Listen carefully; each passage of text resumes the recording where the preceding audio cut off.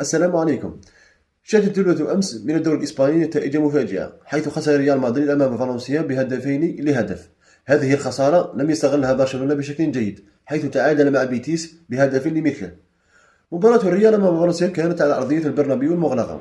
الريال دخل المباراة على أمل تعزيز موقعهم في الترتيب وملاحقة المتصدر برشلونة، إلا أن فالنسيا كان له رأي آخر.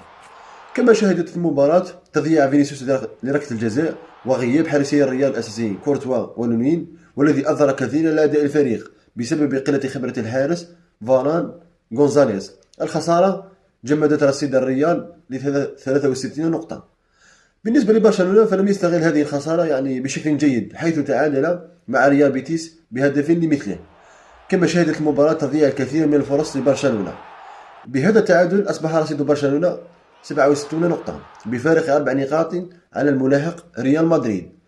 فمع تبقي القليل من مباريات الدوري، من سيحقق لقب برشلونة أم ريال مدريد؟ لا تنسى الاشتراك في القناة ليصلك كل جديد.